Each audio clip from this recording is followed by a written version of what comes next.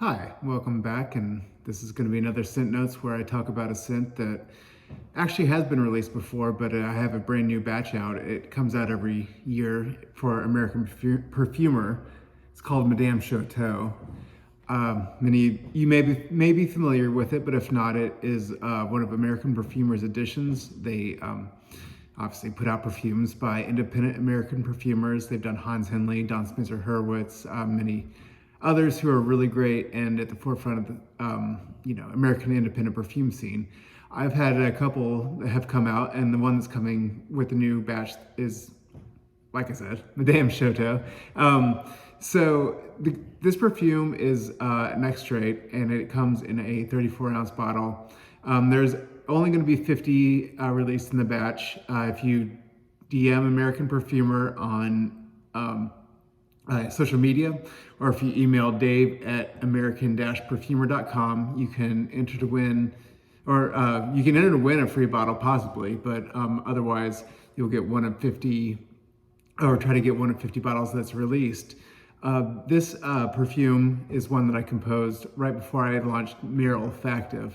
It's something that kind of inspired that launch, where I kind of took a no holds barred approach to, like really great perfume materials that I wanted to use, things that were a little too expensive for the Chouteau Luxe line. So I kind of worked on that, and it was something that I was composing while that idea was bubbling in my head a little bit.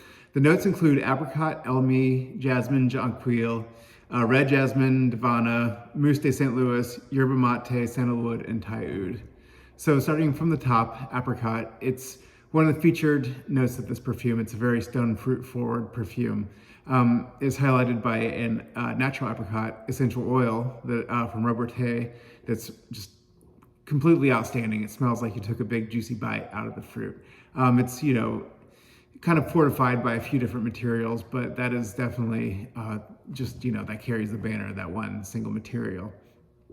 The elemi is a incense type note, but it's not as quite as strident as maybe like a frankincense or something like that. It's kind of more on the spectrum of the Palo Santo, so something a little citrusy, but it's still kind of woody. But it really helps balance out the apricot, and it helps kind of lead down to some of the base notes as well that we'll talk about, those woody notes. Next is a jasmine, which has three different jasmines. There's a jasmine sambac, jasmine grandiflorum from Egypt, and one from India. So those three notes kind of work in tandem because they are all three jasmine. However, it's kind of like if you listen to a symphony or a piece of music or something like that, you might have, a few different instruments like a French horn and a saxophone playing the same note, because the timbre is different on those. You can tell the difference between the two even though they're playing the same note. So with those jasmines, they're all the same, but they all are slightly different. So you kind of feel them working in a chord, but they all kind of have a little bit, they're all just separate a little bit. So you can kind of tell that those three are just kind of one note, but also separate together. So it's kind of used strategically to be able to make that note a little bit different than just one jasmine. It's a multifaceted jasmine.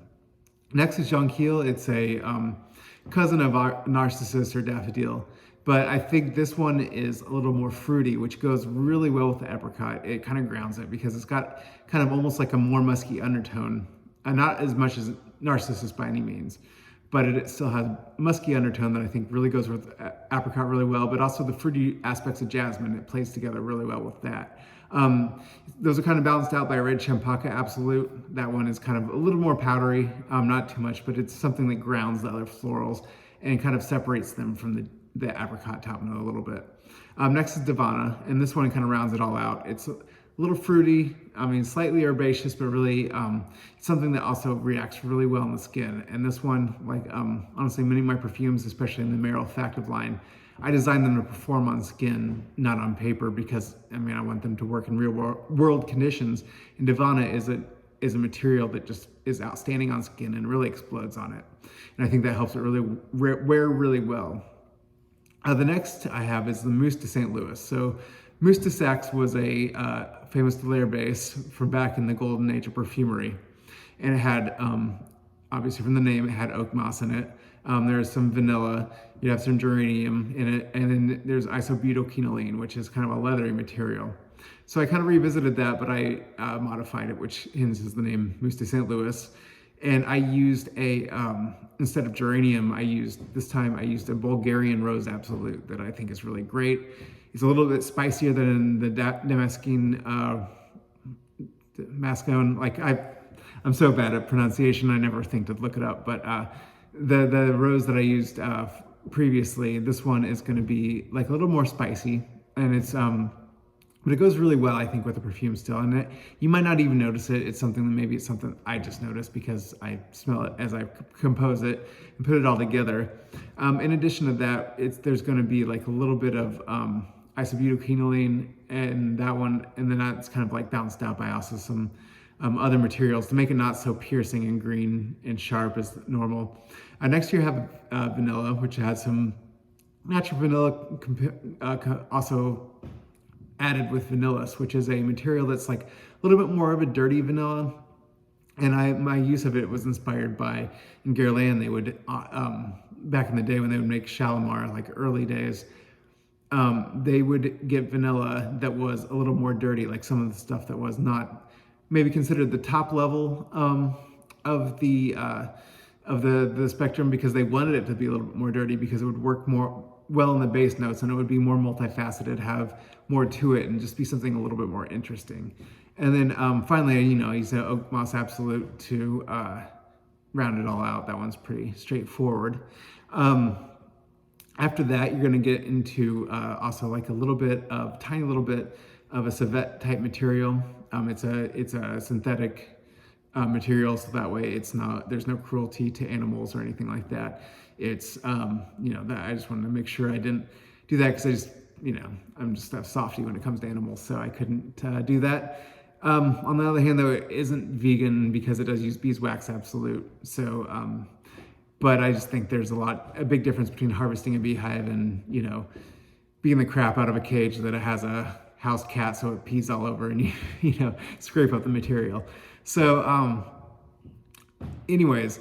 Moving on from that, I think I distracted myself. There's also a little bit of Orris Absolute in there as well, technically Orris Concrete. I think that adds a powdery aspect to it that really offsets that the sharpness of the isobutylquinoline for the leather.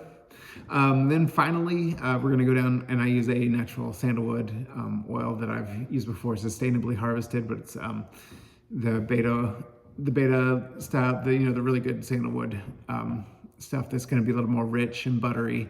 And I kind of amplify that as well with a lactone material to make it even more smooth, and helps really just melt into that Mousse de St. Louis accord. And then finally on top of that, I have a Yerba Mate Absolute, and that is a green note that is kind of, it's a tea often used in South America. And I think it goes really well with the Mousse de St. Louis with the oak moss in there. It just sets it off a little bit. There's almost like a clary sage vibe to it. And finally, Thai oud, which is a very fruity oud. And I think that goes really well, again, going back to the apricot top notes. I think it fits really well. It fills it out well. It just gives it a big blast at the bottom too, and just makes it feel rich and decadent. And also, Madame Chouteau, I guess I should also explain that as well, in case you haven't been around for the previous releases. She was the true founder of St. Louis.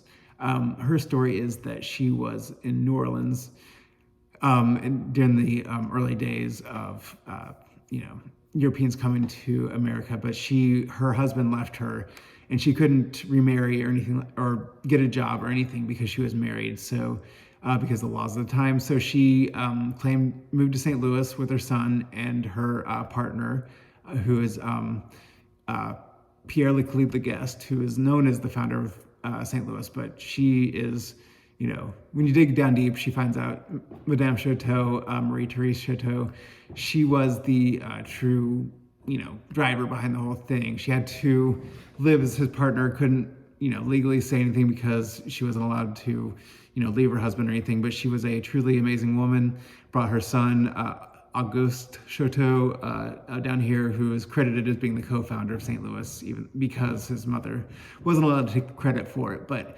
truly an amazing woman, someone who I think deserves to be honored, probably gets looked over by history, but it's a really interesting story if you ever want to look it up. But I think that rich, decadent, it's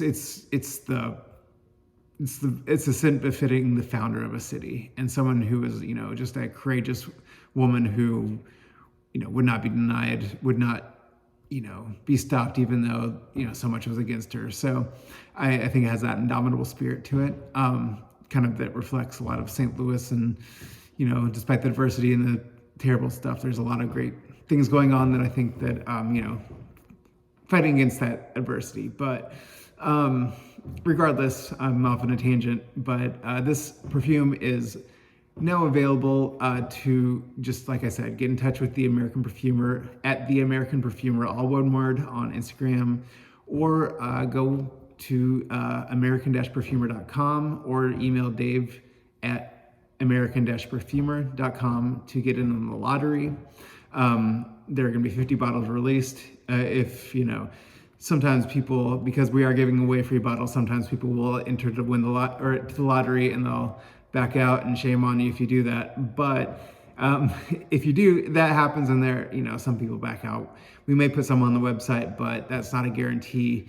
So it's best to get in touch with Dave now to try to get the bottle in the pre-release. But and then if you get a bottle of Madame Chouteau, I will also, when we ship it out, we're going to include a sample of Benton Park, the other American Perfumer edition release that will be coming out later this year. So you also get to sample that as well.